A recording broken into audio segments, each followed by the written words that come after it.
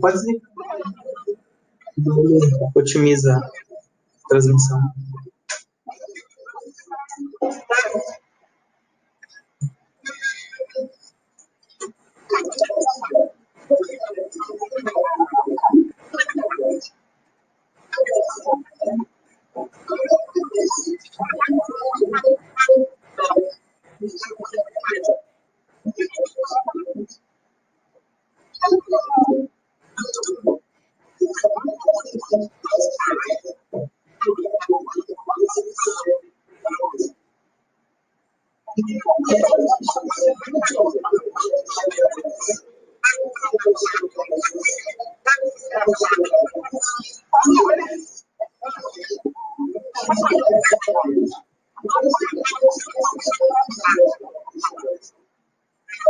Fala dentro.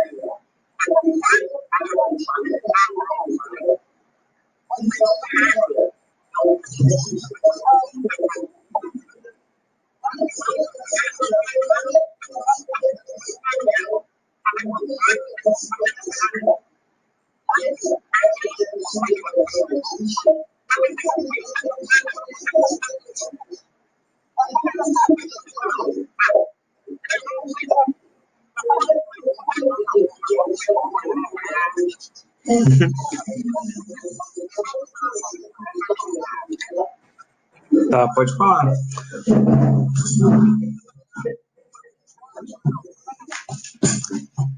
Desculpa, qual?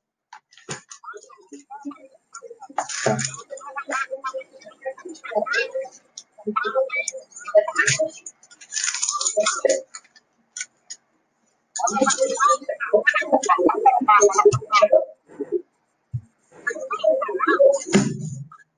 É 30 a 35, né?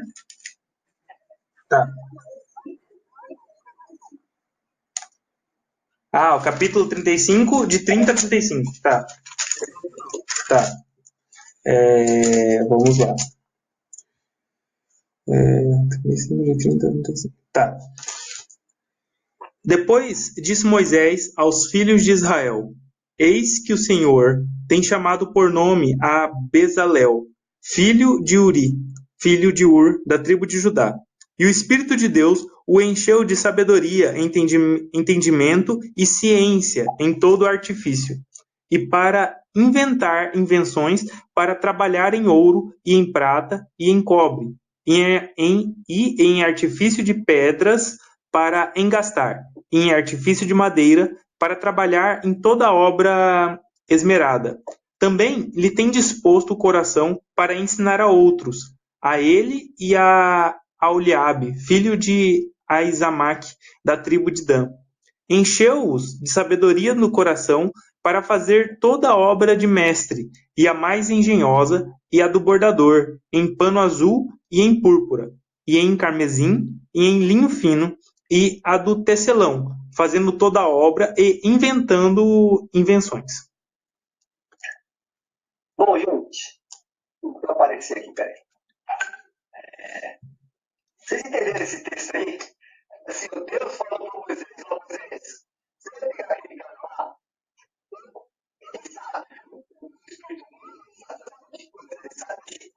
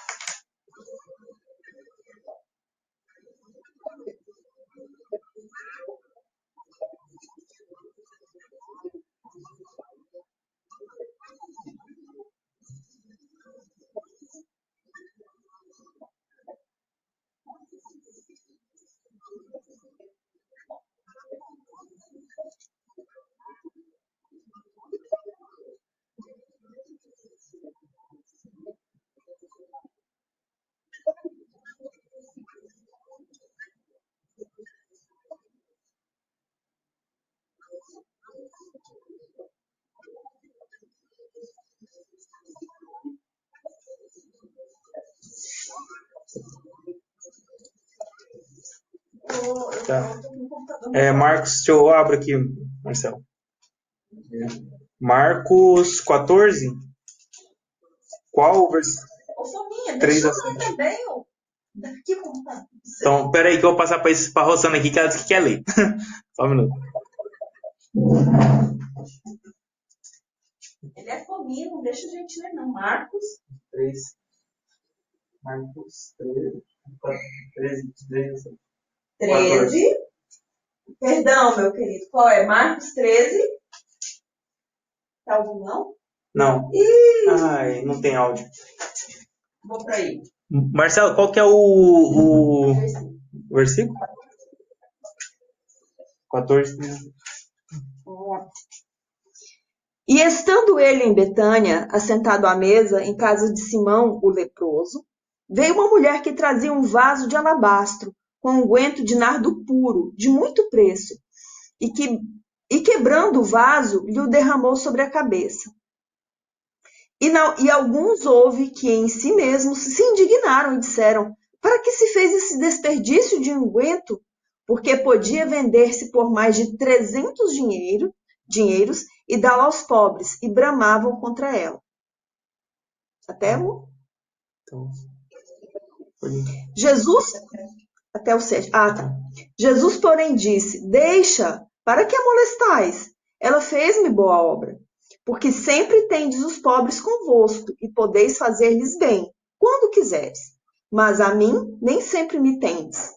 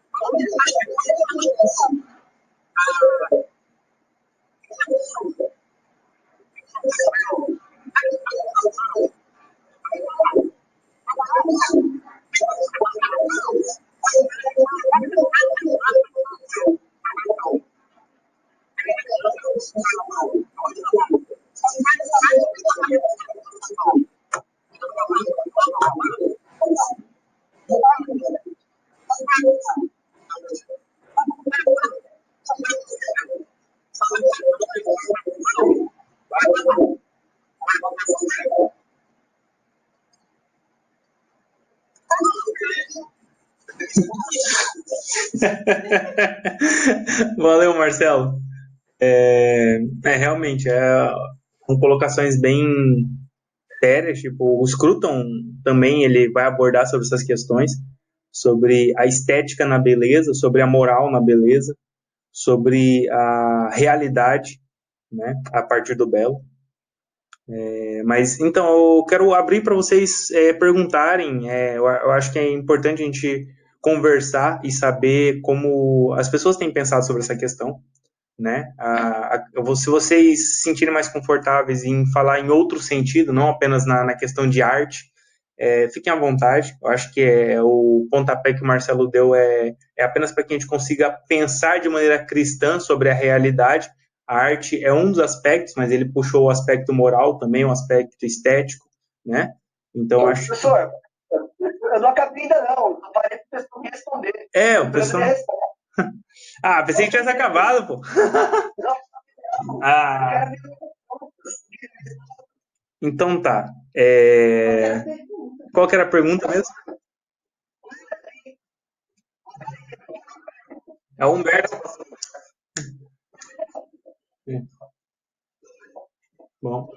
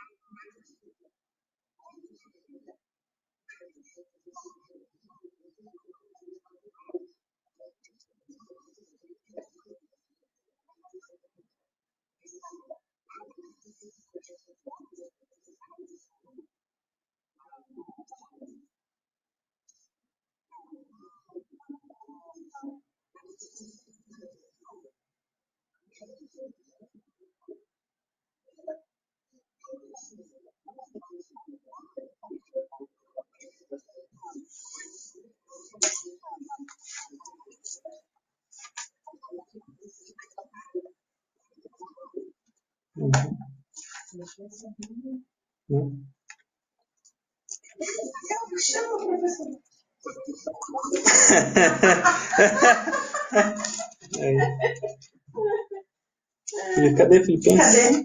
Cadê? Eu não achei. Tessalonicenses, Filemon, Filipenses está onde? Peraí. Oi. Consegui sim. É porque o meu microfone o meu computador tá estragado. Eu tô aqui já. Qual que é? O Filipenses? Filipenses 4, 8 e 9. Quanto ao mais, irmãos, tudo que é verdadeiro, tudo que é honesto, tudo que é justo, tudo que é puro, tudo que é amável, tudo que é de boa fama, se há alguma virtude e se há algum louvor, nisso pensai. O que também aprendestes e recebestes e ouvistes e vistes em mim, isso fazei. E o Deus de paz será convosco.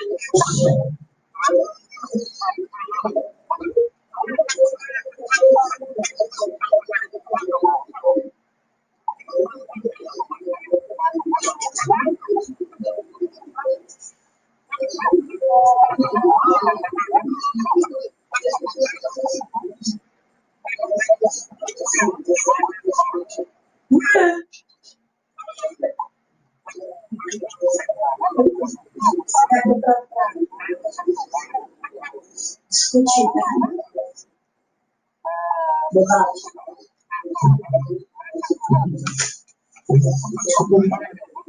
Vai abrir para debate.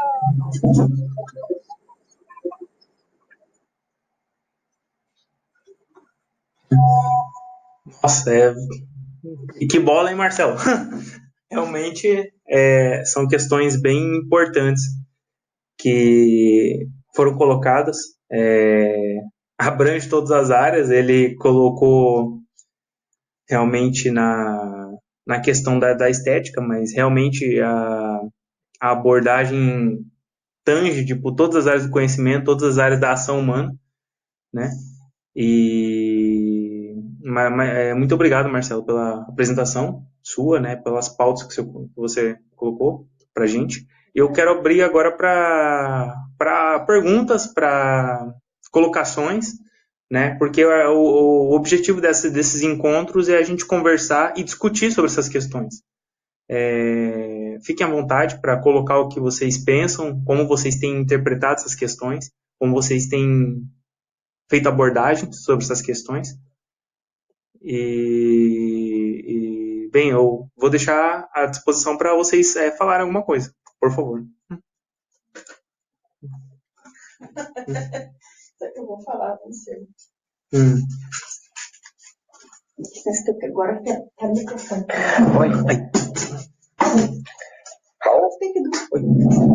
Oi, pastor. Bom, deixa eu perguntar uma coisa para o Marcelo, se ele pode responder para nós aí. Baseado naquele que ele conhece do nosso cenário, cantor do cenário para o público cristão, né? O que ele acha que tem de bom e tem de ruim lá para a gente? Não. Que pergunta. Marcelo, Bom, pastor, que beleza, hein? Se usar saia justa para burro. Olha, a gente teria que entrar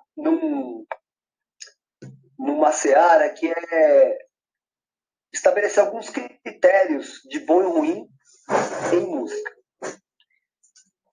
E a gente tem que se livrar, a primeira coisa, daquilo que a gente, como é que eu vou dizer? Daquilo que está colado na nossa identidade. Então já vou me explicar. Eu gosto muito de gordura de picanha, mas sei que faz mal. Sei que não é boa, mas tenho prazer nela. Não vejo como um problema, desde que eu saiba medir e não comer gordura de picanha todo dia, o tempo todo. Porque vai... Então, assim, eu vou falar de coisas aqui que vocês podem gostar, e aí eu não estou falando mal de vocês, tá? Mas é uma pergunta meio ampla, assim, não dá pra gente, digamos, resolver toda... Não dá pra marcar todo o espectro da pergunta, mas eu vou tentar resumir. A canção... que tem um adorador, né? O adorador tem que estar bem com Deus, ok? Ele tem que ser um adorador real. Na hora que ele senta lá para adorar, ele tem que estar com condições de adorar. Então tem essa questão da santidade dele, né? Agora vamos para o objeto música, que as pessoas pensam que não vale nada, que pode ser qualquer coisa, né? É isso que é a teologia básica hoje, é que pode ser qualquer coisa. E a pergunta sua é justamente, o que é melhor? O que seria melhor? Para começar, tem um aspecto prático. As pessoas têm que conseguir cantar, ok? Então, melodias muito extensas, com uma textura muito grande, muitos saltos seguidos, o que é fácil, vou dar exemplos aqui. É fácil, porque não tem salto. É uma nota depois da outra na escala. Agora, difícil pra caramba. Porque é difícil acertar o salto, controlar, né, todo o aparato aqui. Então, assim, do ponto de vista da adoração comunitária, tem coisas que são mais... elas são próprias para as pessoas cantarem juntas, e pronto. Esse é um princípio. E outras, então, seriam para algum solista adorar a Deus e conduzir as pessoas em conjunto.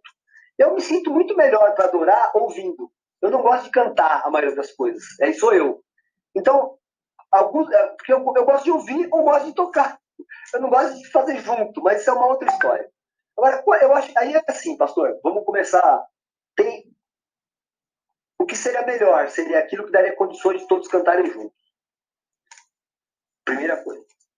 Ou que tivesse um bom solista fazendo lá na frente alguma coisa assim. Aí você vai me perguntar, mas não podia treinar a congregação? Podia, né? A prática de coisas mais difíceis, mas isso aí é uma coisa que é de grupos, né? Congregações para congregações, né? Igreja para igreja. Aí você tem uma... Como a música a canção é uma estrutura sonora, melodia, harmonia, e um texto sobreposto, você pode medir primeiro o valor poético e o valor semântico / cristão do texto. Então você vai olhar lá no Inário, tem coisas que a teologia é esquisita, né? Não é bem aquilo que a gente crê. Tem coisas que são muito triunfalistas, que é meio perigoso no nosso tempo. Você pode ir para um lado meio que não é o nosso, né? Vamos marchar sobre os infiéis, não sei o quê. Então, assim, essas coisas eu acho perigosas, eu acho que sejam meio inadequadas no nosso tempo. Que você fomenta a guerra, né? Mas tem mais contemporâneas com esse mesmo caráter. Pelo Senhor, marchamos sim. Vai. Estou falando só de, então, começando a olhar para os objetos, né? Esse eu acho que seja o mais, digamos,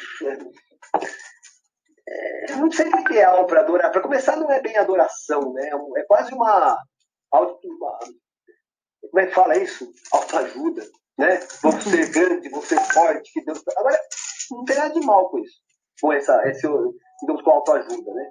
Só que se for muito, não é adoração. Aí, pastor, eu vou para adiante ainda.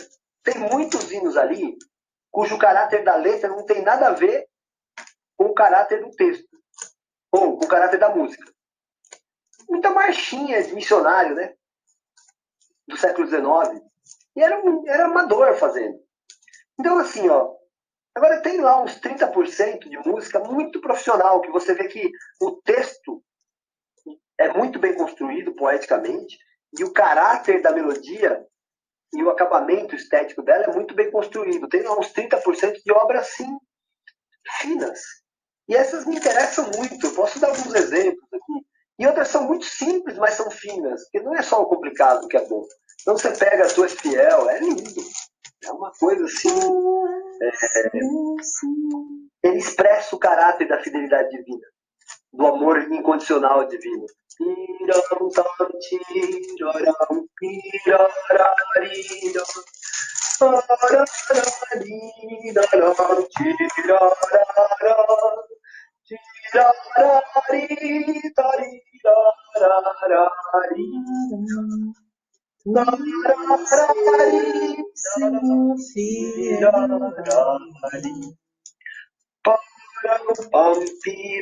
Tem uma cara de certeza nisso. Então, assim, estou dando um exemplo. As figuras retóricas usadas em música, a repetição dos motivos, as resoluções mais para femininas, assim, para descendentes, elas dizem alguma coisa sobre esse caráter bondoso de Deus e fiel.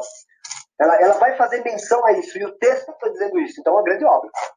Tem outras coisas que não tem nada a ver com nada, né? E outras que parecem que vai pra guerra. Já refugia a glória eterna de Jesus, o Rei dos Reis. Agora, eu não sou contra essa música, mas ela não é lá grande coisa, como obra artística, né? Ela não é essa coisa mais que parece que está expressando alguma coisa maior de humanidade com a melodia. Então, assim, tem músicas que são só para se cantar e tem outras que são obras artísticas. A gente tem que entender que existe isso também. Da mesma forma que em culinária você vai caprichar um dia e vai caprichar menos no outro. Mas já estão no limite acima da dignidade, né? Não tem nada. Porque tem, às vezes, na teoria do Lutero, as pessoas pegam qualquer letra, qualquer música em cima, desde que tem a palavra Senhor, eu te amo, isso aqui, e pau. Aí lascou, cara. Bom, tá falado, pastor. Mais alguém? Ok, muito obrigado, Marcelo. Realmente é algo muito maravilhoso. Saber um pouco sobre... Peraí. O que é? Você falou, eu segui, Não quer falar? Tá. Eu vou passar aqui para a Rosana, que ela também quer falar aqui um pouquinho. Boa noite. Então, professor Marcelo, eu vejo que essa perda, infelizmente não deu para passar, ou como o senhor falou, foi providencial, né? Mas não ter passado o vídeo, né, hoje. Mas nesse vídeo do Scruton ele pondera muito sobre a perda da beleza, ele fala muito da arte, no ambiente da arte, no ambiente da arquitetura, né? E há algum tempo já eu percebo a perda da beleza num ambiente domiciliar. Então, assim, você tem, quer dizer, quem é minimalista, que lute pela sua beleza, né? Mas eu vejo que como é agradável uma casa, eu não vou dizer com coisas caras, mas assim, minimamente harmoniosa, uma mesa posta, sabe? Eu, então, não estou falando de riqueza, né? De coisas caras, eu estou falando de beleza que pode ser composta com coisas simples. Mas essa beleza, ela foi tirada, inclusive, do ambiente familiar. E eu vejo a diferença do ambiente acolhedor, sabe? Assim, um ambiente belo, ele é acolhedor, é isso que eu quero falar. Um ambiente belo, domiciliar, ele é acolhedor, você tem vontade de ficar ali, né? Ao passo que você vê isso, particularmente, uma casa minimalista, eu vejo assim, parece que é um centro cirúrgico, né? Você está ali de passagem. E eu vejo que essa retomada da beleza, ela também tem que vir de casa. Eu acho, assim, eu penso, né, dessa forma. É isso. Obrigada. Maravilha, eu concordo com você. A beleza custa, né? Esse é o ponto. Então, você pôr a mesa direitinho custa trabalho, custa tempo, mas se dá o prazer de estar fazendo aquilo da melhor forma. Agora, essa questão da beleza é muito interessante. Você tocou num ponto que, assim, Deus, ele não vai dizer assim, ó, isso aqui é belo, isso aqui é feio. Ele vai te dar princípios e você vai criar uma cultura em cima da beleza. E o que o Scruton ataca é que a arte contemporânea, desde Marcel Duchamp para cá, passou a buscar o feio. A beleza do feio, isso não existe, é mentira, entendeu? Beleza do feio não existe. É feio. Então, assim, por quê? Porque você não pode dizer mais que nada é feio, porque é politicamente incorreto.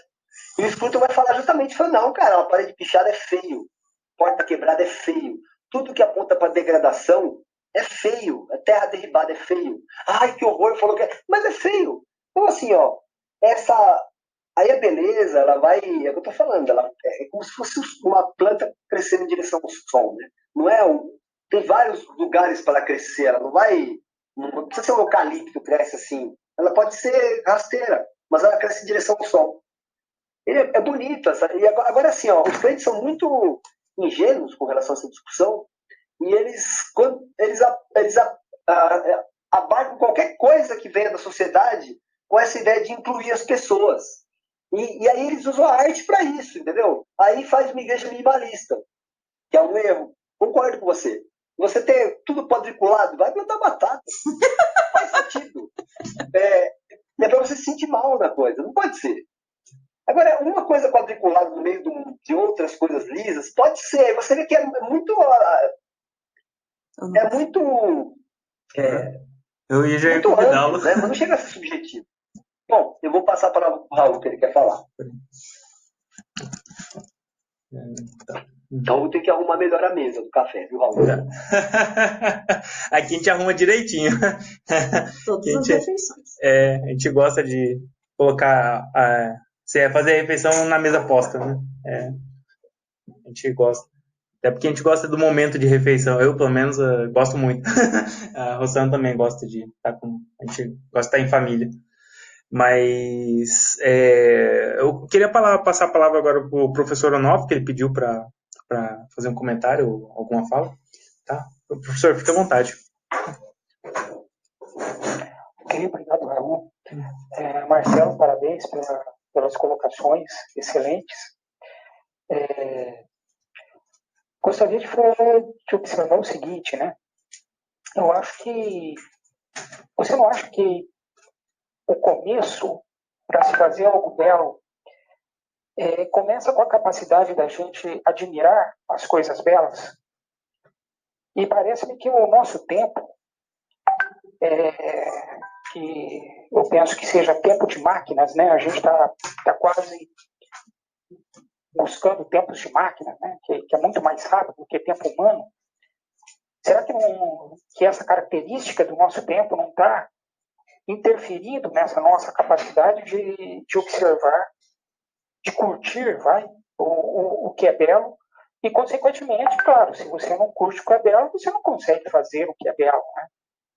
Então, concordo com a Rosana, com o Raul, né? Poxa vida, eu também acho que, puxa, você sentar numa mesa, né? Tomar as refeições com calma, né?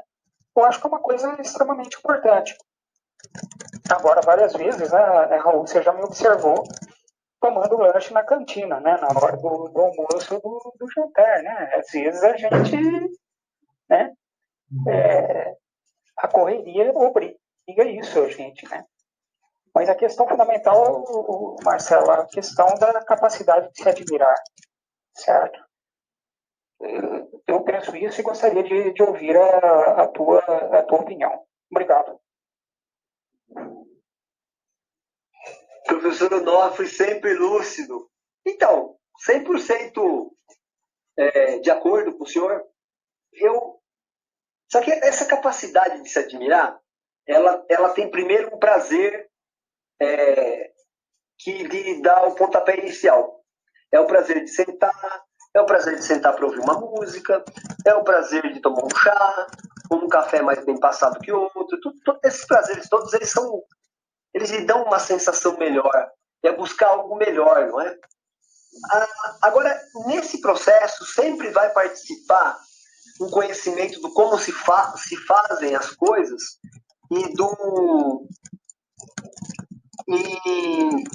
e historicamente de como elas funcionam. Já vou me explicar. Quando você descobre como que se faz uma massa folhada, ou como um sujeito monta um sushi, você não vai querer comer arroz e a alga solta, você vai querer comer o sushi enroladinho. Aquilo é uma arte, ok? E nós valorizamos aquilo, né? Então, agora você fala, que frescura. Não. Dá trabalho para enrolar e cortar. É um tipo de arte culinária, digamos, é uma arte mais incipiente. À medida que você vai olhando para as artes clássicas, né? Pintura, você vai reconhecendo a beleza, por exemplo, de uma obra do Rembrandt, porque você vê o trabalho que deu para fazer. Aí você começa a olhar dentro do trabalho dele aquilo que ele queria dizer com aquele trabalho.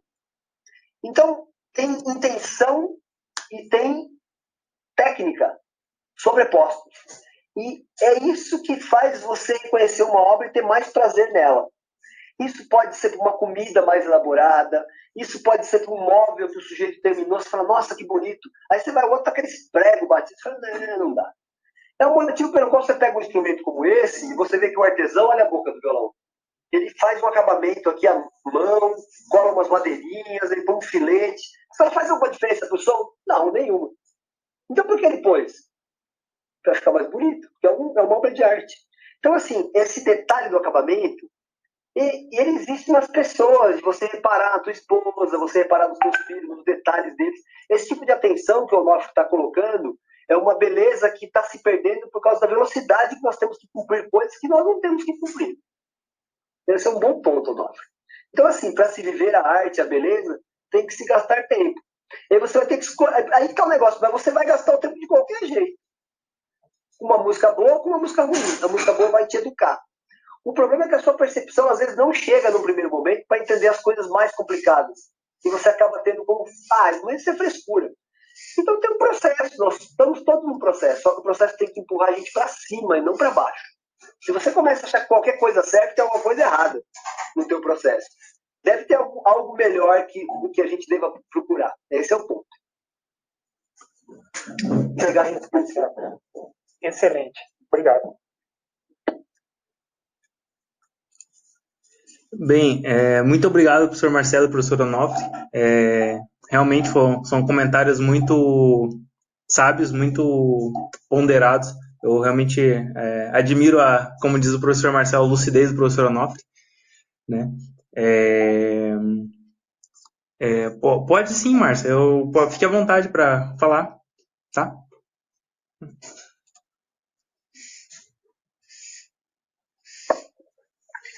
Olá, tá me ouvindo? Sim, tá me ouvindo? Estamos sim. Ah, tá bom. Tá certo. Maravilha. Professor Marcelo, parabéns, muito boa sua reflexão. E eu, como missionária, como professora também nessa área da educação religiosa, eu gostaria também de fazer uma contribuição em relação a essa questão que você não tem tanta afinidade em relação à questão de arte e dons, e eu admiro muito esse talento de quem tem essa aptidão, e você tocando violão, parabéns, vai na alma, chega na alma. Mas nós temos também a minha contribuição em relação aos dons em relação a se envolver no ministério, né? Tem uns que têm o dom de ensinar, de liderar, de tocar instrumentos, de organizar eventos, ou trabalhar com adolescentes, enfim, cada um tem as suas, ou trabalhar com outras faixas etárias, né? E é interessante que nós vemos na Bíblia vários versículos, várias orientações que nos exorta a fazer com excelência. Assim como você mencionou no Antigo Testamento, também algumas referências aqui também do Novo Testamento, mas eu vejo também em Gálatas que tem uma exortação que diz que precisamos examinar com cuidado a nós mesmos, a maneira que nós estamos cumprindo a nossa missão, seja ela de tocar um instrumento, de uma liderança, seja ela de ensinar, né? E no mesmo versículos de Gálatas 6:4, ele sempre fala também assim, dedique com total atenção a essas coisas, né? Então, Filipenses, 2 Timóteo, tantos outros passagens bíblicas, né? Até Filipenses 1:9 diz, continue crescendo no conhecimento e no entendimento. Isso leva tempo, né? O professor Marcelo falou isso, realmente leva um tempo para que a gente possa ter essa perfeição, mas nós precisamos de se dedicar para que a gente tenha cumprir isso com excelência, cumprir essa missão, seja ela de ensinar, de tocar um instrumento, do ensino, né? Timóteo também, Timóteo, bem nos primeiros versículos ali, fala assim, mantenha viva a chama do dom de Deus em sua vida, que está em você, né? Aí tem uma tradução da mensagem que é muito, eu acho, bem contemporânea, assim, bem contextualizada. Concentre-se em fazer o melhor para Deus e trabalhe direito para não ter que envergonhar. São passagens assim que vão direto ao nosso coração e nos orientam, nos alerta a fazer com dedicação, né? a fazer com esmero, com cuidado, e isso leva tempo, né? Eu vejo quando ali, se nós olharmos em Mateus 7, quando Jesus desce ali do monte e proferindo as bem-aventuranças, teve uns homens que estavam ali e perguntou, mas como é esse? Fala com tanta autoridade. E se você vê na fundo a questão da autoridade, quer dizer conhecimento. Ele tinha tanto conhecimento, tanto também fazer, porque os capítulos 8 e 9 de Mateus acaba dizendo tudo, Jesus fazendo tudo aquilo que ele falou, cuidando das pessoas, curando, né? E depois, em capítulo 10, ali nos últimos versículos do 9, Jesus está enviando os seus discípulos e enviando com autoridade. E essa autoridade é conhecimento, né? E leva tempo a gente adquirir esse conhecimento e a gente precisa realmente se dedicar, seja ele, qual seja o seu dom, qual seja a sua área para cumprir a sua missão, né? Eu quero parabenizá-lo, professor Marcelo, pela sua reflexão que falou muito no meu coração. Muito obrigada, Raul. Obrigado, senhora professora. Muito boa a sua colocação. O senhor tem alguma coisa para comentar, professor Marcelo? Não, obrigado, Márcio. Você tem razão. A gente tem que se dedicar, né? Eu até fico com medo quando ela fala assim, viu? Eu fico me sentindo com pouca dedicação. Que isso! Foi muito oportuno. Parabéns mesmo. Foi muito bom. Muito bom mesmo. Bem, pessoal, eu gostaria de colocar algumas coisinhas também, professor Marcelo, que, assim, para finalizar, que eu também tenho pensado sobre essa questão de beleza, principalmente depois dessa questão do vídeo do Roger Scruton. Parece que trouxe uma clareza maior para pensar sobre essa questão. Uma coisa que foi recorrente no curso que eu fiz sobre cosmovisão do Pedro Lucas Dutti foi a questão da queda e redenção. E o chamado de Deus para que o homem, tendo conhecimento, ele faça a redenção da natureza, né? De todo o processo que veio a queda, né? Tipo, na tradição reformada, algumas linhas, né? Se entende que a queda do homem gerou corrupção em toda a natureza, em toda a realidade. Então, eu, pelo menos particularmente, entendo que esse processo de redenção também se adquire através do conhecimento, também se adquire a forma da gente apreciar a realidade, da forma da gente expor nossos pensamentos, porque existe beleza, existe graça na nossa exposição de pensamento. Então, eu acho que isso tudo tipo reflete que toda a natureza corrompida precisa de uma restauração, de uma redenção em Cristo. Como várias vezes o Roger Scruton fala, mas como ele fala em um tom filosófico, às vezes eu tenho a sensação de que ele quer apontar sempre tudo para Deus. Ele dá muito a entender isso, mas ele sempre ele se pondera às questões filosóficas. Então ele se contém vamos colocar assim, numa conclusão geral. Mas ele sempre aponta, faz essa indicação para a divindade, as questões gloriosas, né? Ele coloca como transcendentais.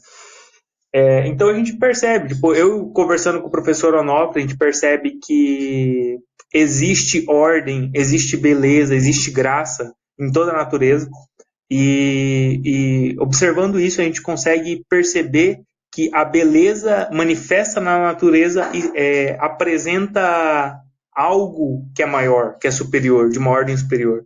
E nós entendemos, nós cremos que esse algo é Deus, né? Como a ciência tentou remover, obstaculizar, vamos colocar assim, a ideia de Deus, a gente tem procurado pensar e trazer novamente uma base consistente, né? Tem teóricos, que nem a gente estava conversando num grupo de estudos lá da BC2, e apresentaram que existem teóricos que defendem que a visão da ciência ela é totalmente corrompida, né? Não na questão de produção científica, mas sim os pressupostos que sustentam o status de verdade da ciência foi totalmente corrompido. Então, toda a ciência, logo, ela pode ser colocada em xeque, vamos colocar assim, porque não tem uma verdade última, né?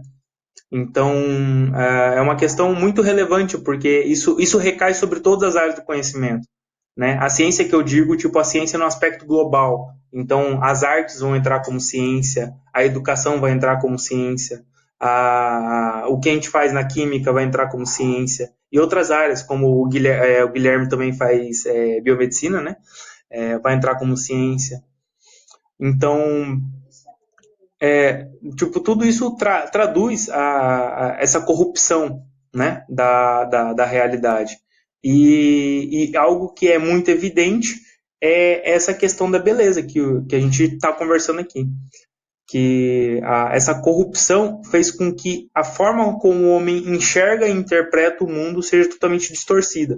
Então ele vai procurar gerar novos pressupostos para sustentar a realidade dele, né? Que é o que o Roger Scruton vai apresentar. Que o homem, por causa de um decaimento moral, ele deturpou o sentido moral da beleza na arte. Por causa de ele não. Ele corromper o sentido de arte, ele fez com que toda beleza que tentava se construir e se manter na arte fosse corrompida também. Então, a gente consegue perceber nisso que a construção essa construção humanista, a construção materialista, entre outras vertentes, elas geraram uma manifestação de uma, vamos colocar assim, de uma revolta contra tudo aquilo que se chama Deus. E com isso se corrompeu todas as esferas da realidade. Como o Doivert vai colocar, a realidade ela foi desconstruída e as esferas de atuação as esferas de atuação humana foram deturpadas e algumas esferas foram colocadas como soberanas sobre outras, sendo que tudo estava sujeito a Deus, né? Então, por exemplo, a ciência tenta assumir o papel, hoje, né, a ciência contemporânea, ela, em muitos momentos, ela tenta assumir o papel de verdade absoluta, de verdade última, de verdade inerrante. E o professor Onofre sempre aponta com muita clareza que existem certos cuidados que precisam ser tomados ao pensar essa questão científica.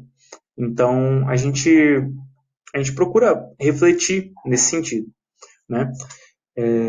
Bem, mais uma vez eu quero agradecer a todos vocês. Eu quero passar agora para o próximo momento, que vai ser uma apresentação que eu vou fazer brevemente, agora falando um pouco sobre a beleza, e vou tentar ser brevíssimo para falar um pouco sobre cosmovisão, né? A minha ideia era fazer uma conversa bem introdutória mesmo. Eu vou colocar aqui.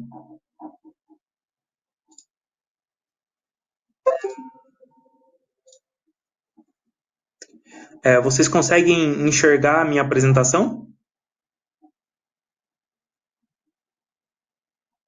Sim. Então, ok.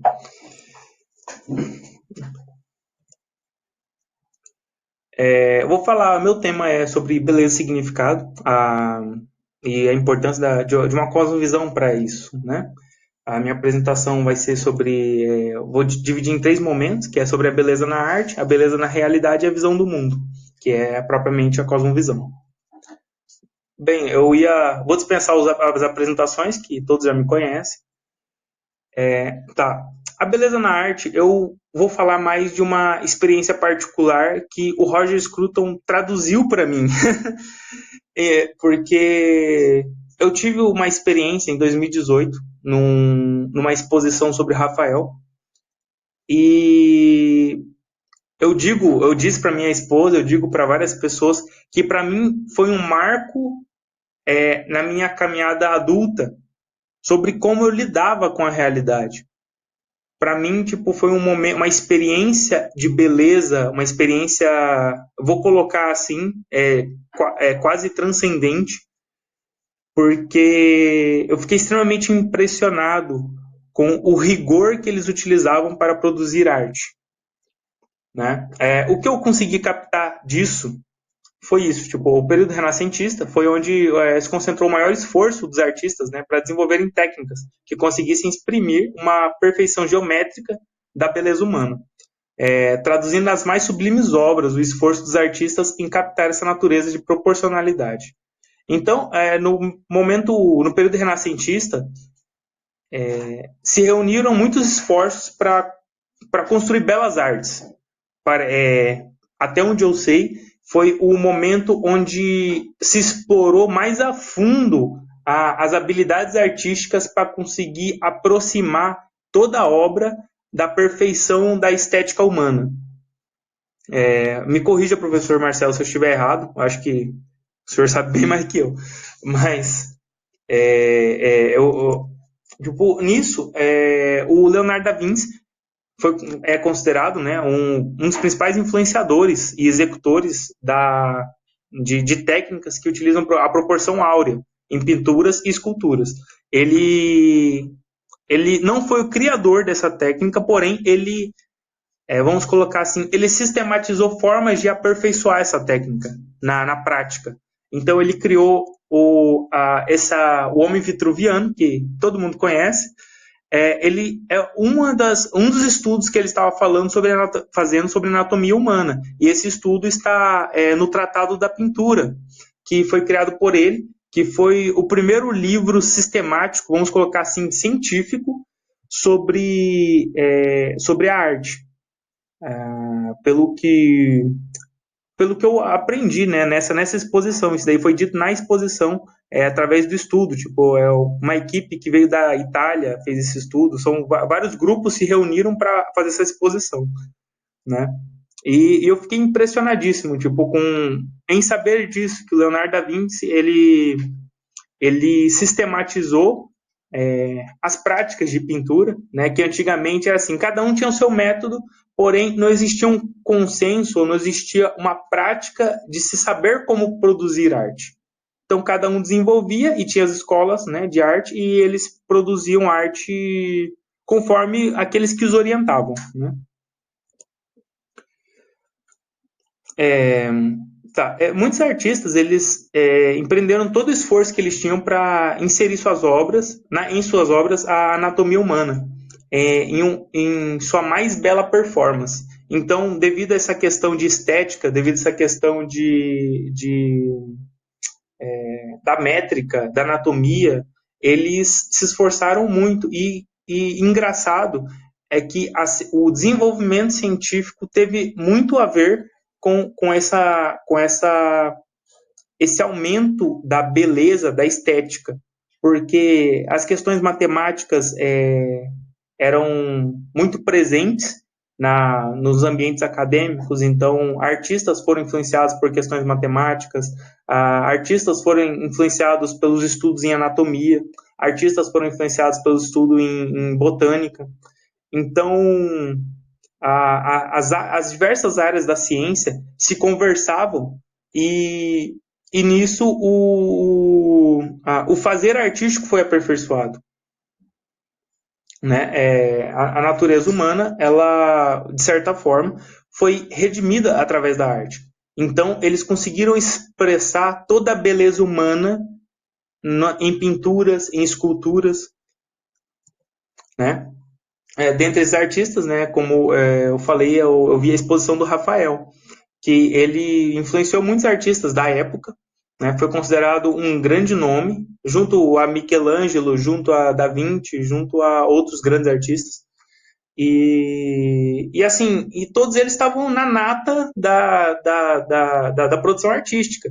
Tipo ali, Itália, França, alguns ingleses, alemães, tipo que existia um expoente artístico, enfim, tipo mas a concentração maior era na França, né? A busca pela excelência desses artistas era feita em muitos ensaios que eles realizavam, né, sobre moldes de papel, de couro, na mármore. Eles faziam pequenas reproduções das grandes esculturas em miniatura. Então, eles se esforçavam muito para conseguir expressar toda essa beleza na arte. Vamos colocar assim, eles não tentavam remover o ser humano. Pelo contrário, eles tentavam inserir o ser humano na sua mais bela performance. Esses ensaios que eles faziam eram chamados de preparo. Né? O Rafael realizou muitos estudos sobre proporção humana, a simetria, o movimento, a luz, as cores, e todos esses estudos resultaram nas mais excelentes obras que ele produziu. Né? Dentre elas foi a Escola de Atenas. O que me surpreendeu, dentro do que eu pude me lembrar, assim, é que essa Escola de Atenas, ele realizou apenas 4 preparos. Esses preparos são rascunhos, vamos colocar assim, rascunhos do desenho, e ele fez apenas um deles em tamanho real. Né? Tipo, esse daqui, se eu não me engano, foi o último preparo que ele fez, esse daí é uma parte do preparo dele, que é a parte central da obra. E assim, essa daqui é a obra original. É uma obra muito rica em detalhes. Ele fez um estudo. Ele já tinha um desenvolvimento muito grande sobre estudo de luminosidade, sobre estudo de simetria. Se você avaliar, tipo assim, se você procurar no Google, por exemplo, detalhes sobre essa obra, você vai ver que os 2 principais filósofos da época estão exatamente ao centro da obra. Né? Do lado esquerdo do centro e o outro do lado direito do centro. Né? Que é o Platão e Aristóteles, se eu não me engano. E ao mesmo tempo ele conseguiu ilustrar a influência filosófica que era apresentada. Isso aí está na Capela Sistina, né, essa obra. E ela ela ilustra com muita riqueza as influências da época. Né? Ele conseguiu sintetizar numa bela obra como a ciência, a filosofia eram importantes e tinham destaque no ambiente, acho que é século XVII, XVIII, né? Algo assim. Bem, a beleza na realidade, a arte não é um fim em si mesmo, né? Ela tem como inspiração a realidade. A realidade ela possui beleza em toda a sua extensão, porque ela é, antes de tudo, uma das formas que Deus elegeu para se revelar. Então nós cremos e entendemos que toda a beleza que existe na realidade, toda a expressão humana de beleza, ela vem antes de tudo de Deus. O Senhor manifesta a sua glória e essa glória redime toda a realidade. E nisso a gente entende que a expressão de beleza é uma forma de desfrute daquilo que Deus criou. O ser humano ele consegue traduzir parte dessa beleza, né? Mas ainda está sujeita a se render à magnificência e esplendor da realidade, sem nunca conseguir captar toda a realidade. Essa é uma das questões que o Alistair McGrath coloca, que a gente procura refinar nossa capacidade de lidar com a realidade, mas a gente nunca consegue chegar na realidade por completo. Então, a gente busca se aproximar cada vez mais de uma interpretação coerente da realidade, uma interpretação bíblica da realidade, uma interpretação que conduza a Deus. Então, nisso a gente procura entender como a realidade traduz a glória de Deus, em certa medida, né? E nisso a gente consegue estudar, porque aquela questão do mandato cultural, que é uma das questões teológicas, né, que são apontadas na Bíblia, nos conduz a entender que nós precisamos buscar essa aproximação da realidade através dos estudos, através dos ensinos bíblicos, através da revelação de Deus, através da busca de intimidade com Deus, e nisso a gente consegue enxergar a beleza da vida, a gente consegue enxergar a beleza também na realidade. Então, como o Roger Scruton fala, a gente consegue enxergar a beleza na morte, na experiência de morte, né? Porque a gente consegue ver que a passagem da vida, ela, embora seja demasiadamente dolorida, ela indica algo maior.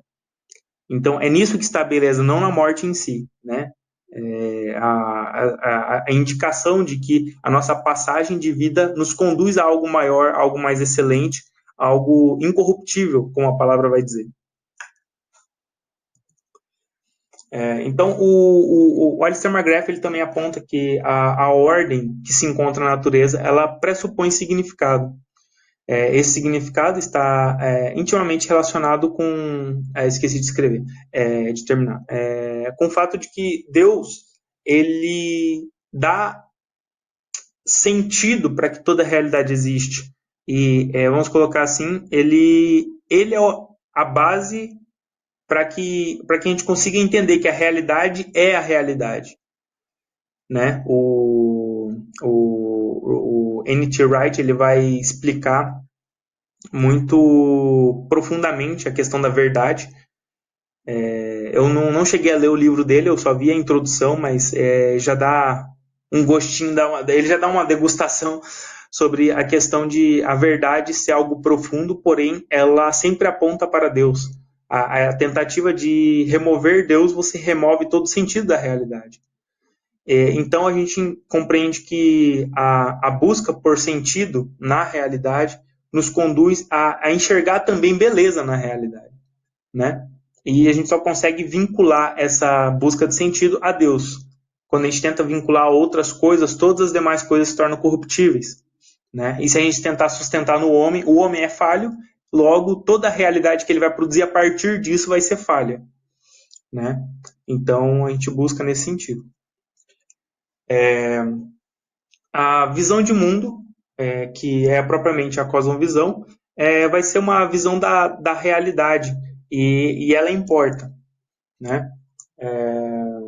Dentro daquilo que eu tenho estudado, tipo, o Dutch coloca várias vezes com base na palavra, né? Que o coração conduz as nossas experiências com a realidade. O nosso coração, ele é da onde vem, tipo, procedem todas as intenções, todos os desejos, e ele que alimenta nosso desejo de conhecer a realidade, o desejo de interagir com a realidade. Então, a experiência humana ela é conduzida pelos desejos, né? Em certo sentido, pelos desejos, pelas paixões. Nesse sentido, desejos não é como o desejo de comer, não é como o desejo de ter uma roupa. São coisas mais íntimas, coisas mais profundas, na qual nós ansiamos por questões que deem sentido e propósito para a nossa vida. Esses são os desejos que se trata, né, nesse contexto. E a gente entende que é por causa disso que a beleza se corrompeu, porque os homens abandonaram os princípios que davam sentido aos nossos desejos íntimos. Então, tipo assim, se você tira Deus, que é excelente, que é belo, que é perfeito, do centro dos nossos desejos, você tira o propósito pelo qual existe beleza. Então, nisso a gente entende que a busca por sentido pressupõe Deus, sempre. E a busca por beleza também pressupõe Deus. Então, a gente crê que essa busca por sentido vai nos conduzir a uma interpretação da realidade como um todo, né? Que é a cosmovisão. E é esse que será o nosso empreendimento a partir de agora, sobre cosmovisão. A gente vai fazer uma leitura e e vamos conversar sobre 2 livros. Na verdade, os nossos diálogos posteriores vão ser sobre em torno de 2 livros. Um deles é No Crepúsculo do Pensamento Ocidental, do Doivert, e o segundo é Cosmovisão, do David Nagel.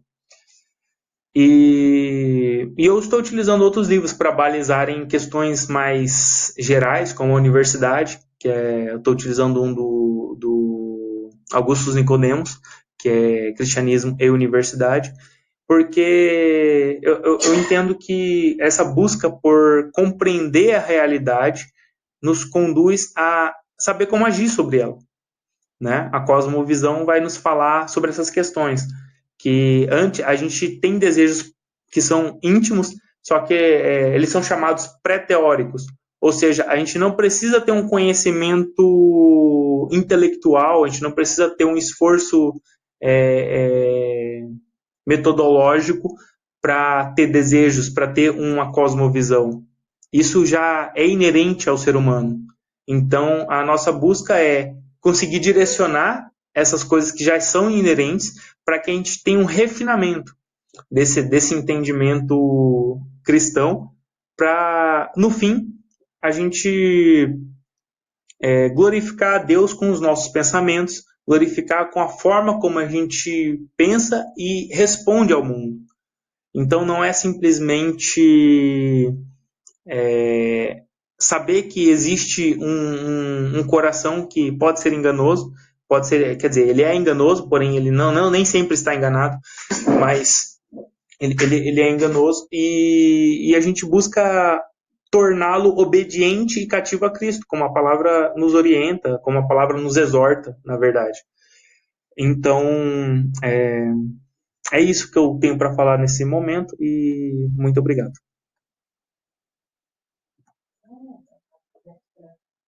Agora está aberto, fiquem à vontade para comentar, para falar o que acharem conveniente, pertinente.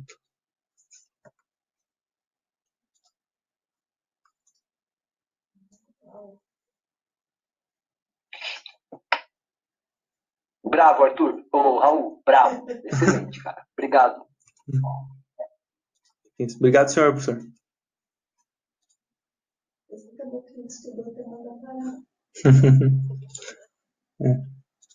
Bem, a gente vem tentando, eu e a Rosana, né, aqui em casa, mas eu sei que o Marcelo, o professor Onofre, o pastor Humberto, se dedicam a buscar entender como a gente pode lidar de uma maneira melhor com a realidade, de uma maneira melhor com a ciência, de uma maneira melhor com a beleza, no caso do Marcelo.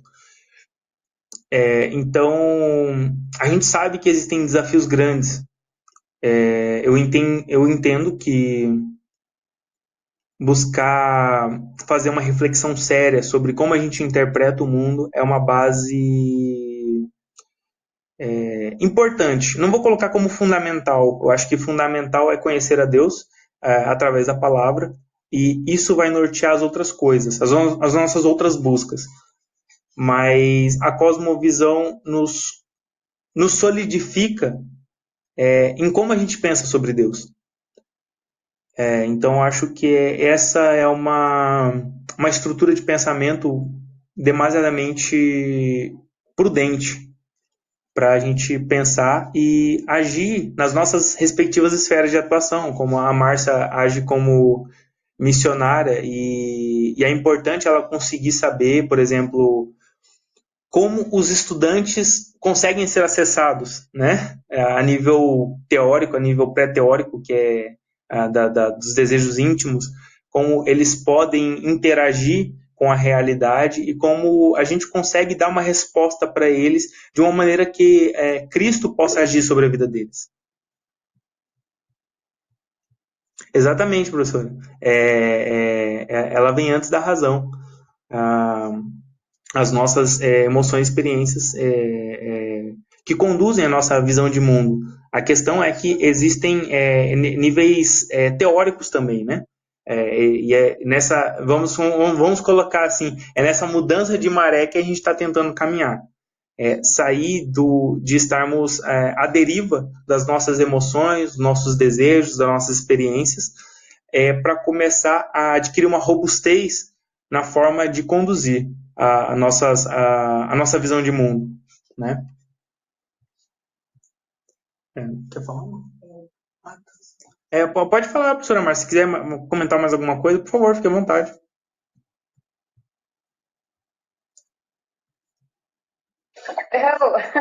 Não, tranquilo, meu querido. A sua contribuição foi muito boa mesmo. Deixa outro contribuir agora. Mas é muito bom a gente ter essa situação, porque vai depender dos nossos da lente que nós temos também de nós mesmos, vai ser a lente que a gente vai partir dela que vai ver o mundo, né? Então a gente precisa ter esse olhar também para dentro de si, diante daquilo que nos envolve, e a partir que a gente vai conseguir trilhar esse desafio aí que você tem aí levantado, não é não? Uhum. Professor, é isso mesmo. Raul. Oi, professor, pode falar, professor. Só quero dar uma última palavra, assim, que eu tenho nesse também final de semana assistido uma conferência online de um pessoal que estuda um teólogo chamado Thomas Torrance. Eu queria sugerir também do grupo da Cristão de Ciência, né, que conheçam que ele fala sobre uma teologia científica também. E tem coisa muito legal, livros que já escreveu sobre esse assunto. Legal. E mais para frente eu queria colocar para poder abrir uma porta para esse teólogo também ser estudado, né, que fala sobre ciência e teologia, era muito, muito interessante. Bom, só isso aí. Legal, pastor. Muito obrigado pela indicação. Depois escreve para mim certinho no WhatsApp, daí eu vou buscar as referências dele, tá bom? Muito obrigado. Tá, uhum.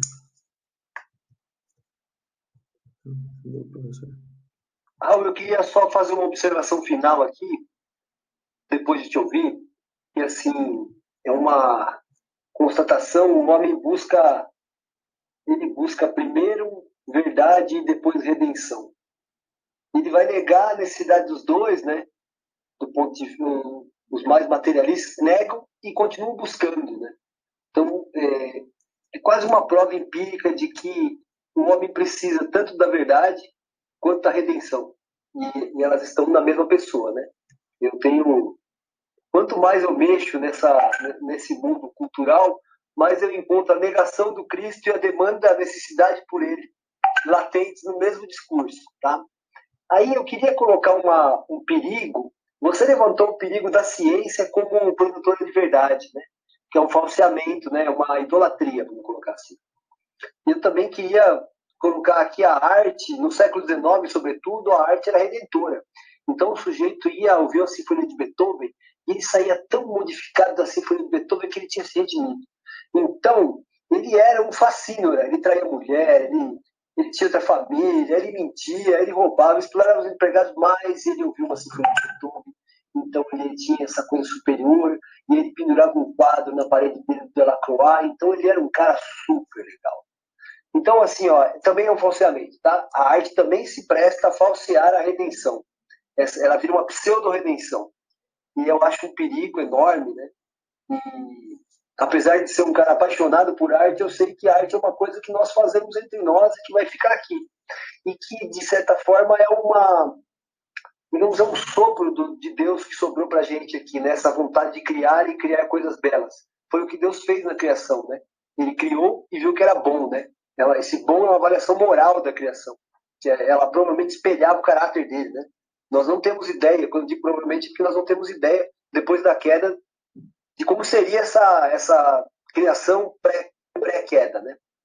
Então, queria colocar só esse perigo aqui para finalizar a minha participação aqui e parabenizar você, Rosana. Precisamos disseminar isso aqui no mundo acadêmico lá. Você pode contar comigo, tá? Na universidade. Parabéns, Raul, Rosana, um abraço para vocês. Obrigado a todos aqui que nos ouviram. Obrigado. Muito obrigado, professor Marcelo. Realmente, a gente tem buscado essa questão. E é verdade. Infelizmente, a gente não tem como saber o que aconteceu antes da queda. Então, tá tudo tudo precisa dessa redenção e eles tentam gerar uma falsa redenção, né? Então, infelizmente, tá assim, por enquanto. Pode, mano. Peraí que a Rosana vai falar aqui. Já vai dar as últimas palavras, né? Uhum. Bom, Raul vai dar as últimas palavras, mas lembrando que esse encontro era por causa da votação seria presencial, mas aí devido a decreto, né, do prefeito limitando o horário, a gente optou por fazer, né, obviamente, não tinha nem outra opção, mas fazer agora online e desejando que o próximo seja pessoal, né, para a gente ver o rosto de cada um.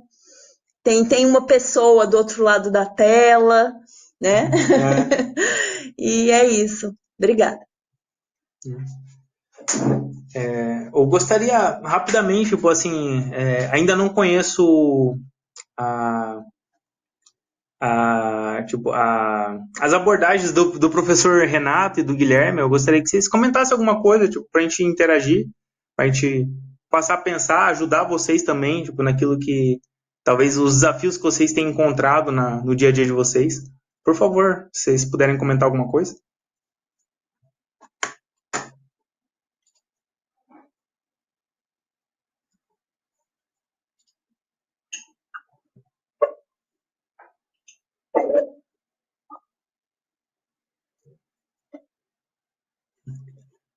O Guilherme Estão me ouvindo? Eu tô sim. Olha, o Guilherme saiu voando. É um prazer estar com vocês, tá? Vou representar um pouquinho do que eu faço. Sou professor de matemática e ciências. Para frequentar a Igreja Batista. No momento a gente não está tendo curso aqui, né? Gosto muito dessa relação de ciências e religião. Sempre gostei, desde pequeno, sou apaixonado por isso. Sempre procurei ler a Bíblia assim, pensando em algo científico, né? Procurando algo científico nela assim também. É um assunto que me fascina. Eu gosto muito de astronomia, né? Não sou astronomador, mas tenho muito interesse nessa área. Pesquisa sobre meteoros, essas coisas. E a falar dos meninos aí, acho que foi do professor Marcelo, de beleza. Quando eu pego um telescópio e posso apontar para o céu, aquilo me fascina. Então a aula de hoje de vocês foi maravilhosa, a fala de vocês foi fantástica. É uma pena eu morar no leste do estado, tá? Eu moro em Anaurilândia, perto de São Paulo. Então, para mim estar com vocês é difícil, tá? Mesmo presencial, mas com o tempo eu vou me adaptando a vocês aí, e eu puder colaborar no grupo também, tá? Aos pouquinho a gente vai se adequando aí, tá bom? Foi um prazer conhecer vocês. Tá certo, Renato. Muito obrigado pela sua presença, cara. A gente, sempre que possível, a gente vai tentar fazer reuniões, vamos tentar balancear entre reuniões online e reuniões presenciais. Essa é a nossa proposta, tá? Que é para a gente conseguir justamente alcançar outras pessoas que querem participar, mas por causa do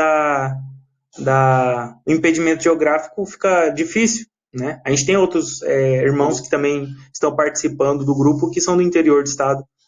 Então a gente quer tentar oportunizar, até mesmo para que vocês criem grupos, assim, tipo, ajudar vocês a criarem ferramentas para criarem grupos localmente, né? A ideia não é a gente centralizar as atividades, pelo contrário, é a gente conseguir disseminar essas atividades e produzir uma comunidade cristã que consiga pensar a ciência ou pensar de maneira com um refinamento maior para agir naquilo que elas fazem, né? Só que sempre conseguindo enxergar a glória de Deus naquilo que elas fazem, conseguindo projetar a redenção para essas áreas de conhecimento. Isso, correto. Tá bom? Mas muito obrigado pela presença. Eu agradeço. Só um último comentário barra pergunta. Ok, pode falar, Eric. O meu pai, o professor Marcelo, né? Ele falou durante o discurso de beleza que a gente conseguiu perder 1.500 anos de tradição em 30 anos, né?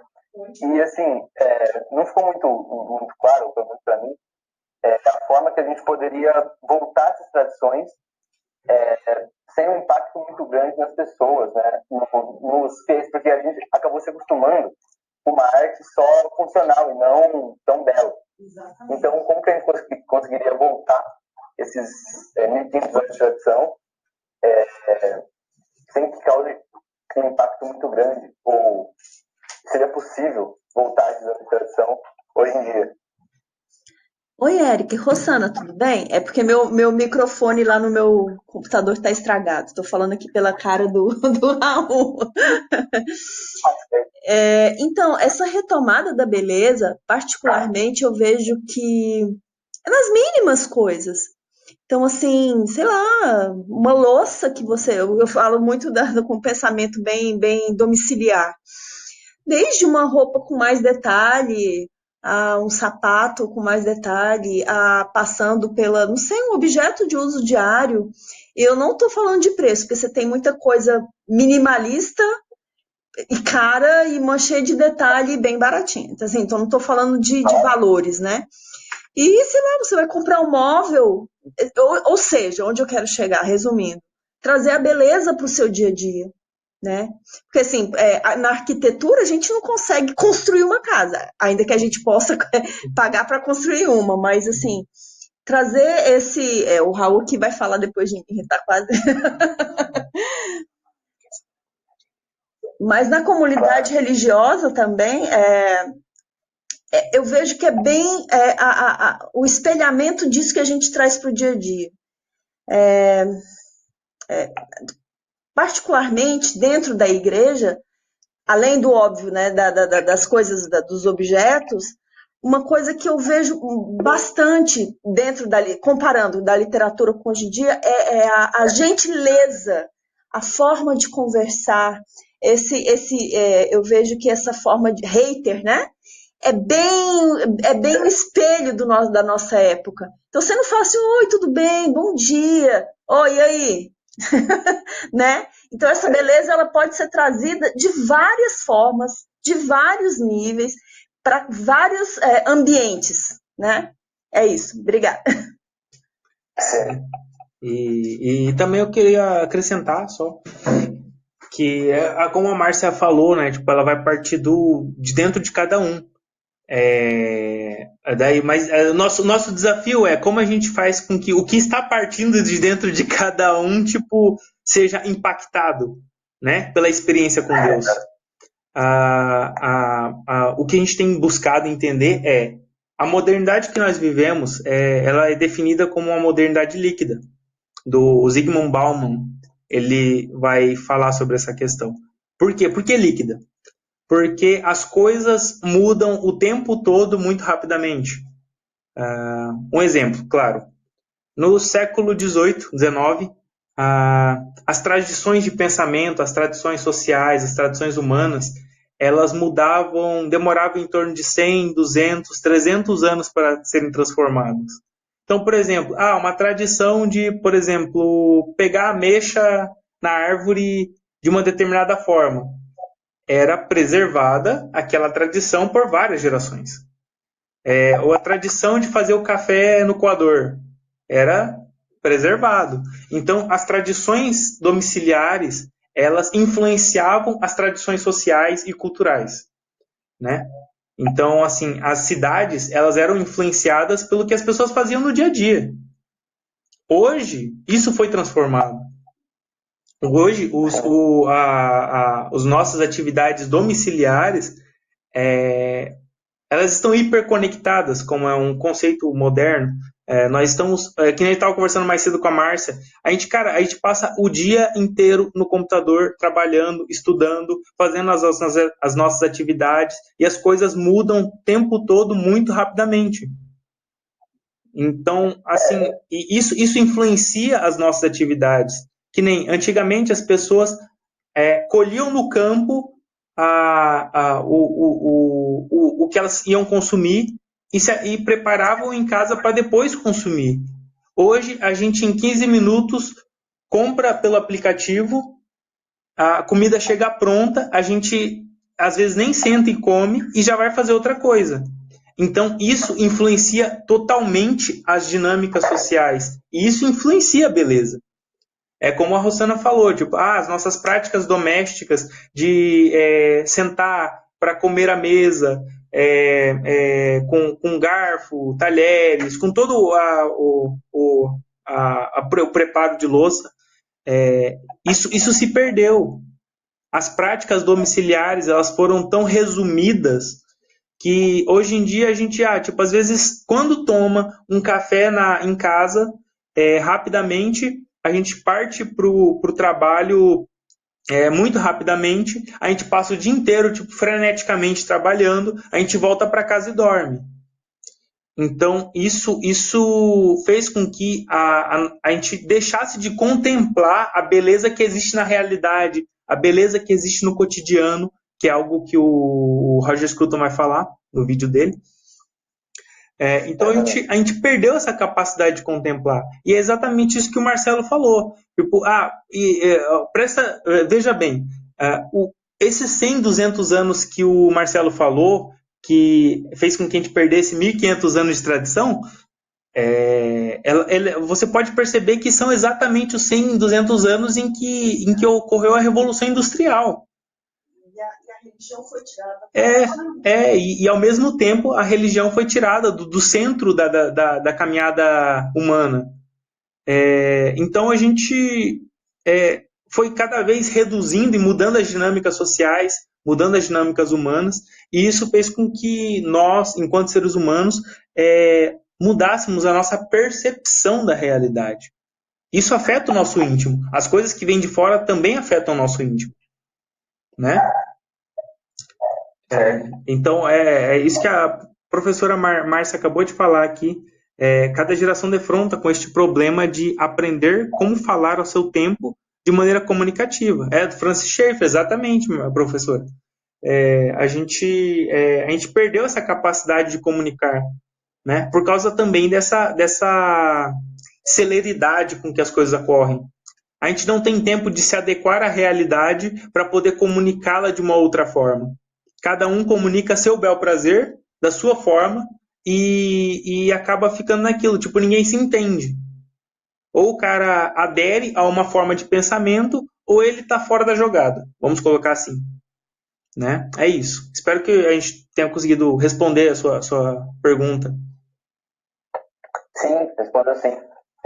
Porque, como o próprio Roger Scruton disse, né, nesse vídeo, o Edward Maris, a gente às vezes pensa só na funcionalidade, né, das coisas, e cada vez mais num mundo globalizado, que é tudo muito rápido, a gente só pensa na funcionalidade, né, e parece que a beleza ficou de lado, né? Uhum. É o que você falou. É isso mesmo. Mas tá certo. Muito obrigado, Eric, pelo comentário. Uhum. É isso. Bem, pessoal, acho que é isso. Tem mais alguém que deseja falar alguma coisa? Eu agradeço muitíssimo a presença de todos vocês. Realmente, para nós é uma honra poder estar dirigindo esse grupo, né? A gente não tem, como diz, nós não temos pretensões de estarmos sempre à frente do grupo. Nós queremos contribuir para que vocês também participem, para que vocês também façam suas atividades, né? E realmente eu gostaria só de encerrar com uma oração, né? Brevemente, só para a gente agradecer e glorificar o Senhor que tem nos dado esse entendimento e através disso a gente tem procurado refletir de maneira mais séria sobre a realidade, sobre as nossas atividades, né? Obrigado, Pai amado, pela oportunidade, Senhor, de nós estarmos reunidos, Pai, nesse grupo da BC2, Senhor Jesus, que o Senhor tem direcionado para as nossas atividades, tem direcionado os nossos pensamentos, Pai, para refletir sobre a realidade. Como a gente tem percebido, Senhor, existe a necessidade na nossa cultura, Pai, de voltar ao Senhor, Pai. Nós pedimos graça e misericórdia, Senhor, para que o Senhor dirija os nossos pensamentos, dirija os nossos corações, para que a gente possa refletir de uma maneira cristã e a gente possa voltar a dar glória ao Senhor em todas as áreas da nossa vida, Pai. Nós te pedimos que também o Senhor nos direcione para que o conhecimento não tome o lugar do Senhor, mas sim que ele seja servo para nos ajudar a servi-lo de maneira mais excelente, Senhor. Nós te pedimos graça e sabedoria, Pai. Muito obrigado pela oportunidade de estarmos aqui reunidos, Pai, entre irmãos, Senhor. E pela glória que o Senhor tem manifestado, Pai, no nosso meio. É o que nós te pedimos e te agradecemos, Senhor Jesus. Amém. Beijão, galera. Mais alguma coisa? É que o professor Onofre abriu o microfone aqui. Tá. Tá certo? Muito obrigado, pessoal. Deus abençoe todos vocês. Estou muitíssimo feliz pela presença de vocês, né? Eu realmente eu não sabia se vinha tanta gente assim. Deu bastante gente. Estou muito feliz. E espero que a gente se encontre mais vezes para conversarmos, certo? Se tiverem qualquer dúvida, se tiverem qualquer proposta para apresentar ao grupo, para apresentar de atividade, comentem com a gente. A gente tem pessoas que estão interessadas, tem pessoas que querem se envolver. A gente está aprendendo também, né? A gente não sabe grandes coisas, assim, a gente tem procurado amadurecer os nossos pensamentos, a gente tem procurado aprofundar nosso entendimento sobre a ciência, sobre a realidade, né? Eu queria falar uma coisa assim. Tá ligado a Nós somos curiosos, assim, com a graça de Deus, estamos buscando dirimir nossas dúvidas, né? Porque também a gente não temos todas na verdade, não temos pouquíssimas respostas. Então a gente vem buscar essas respostas conosco, né?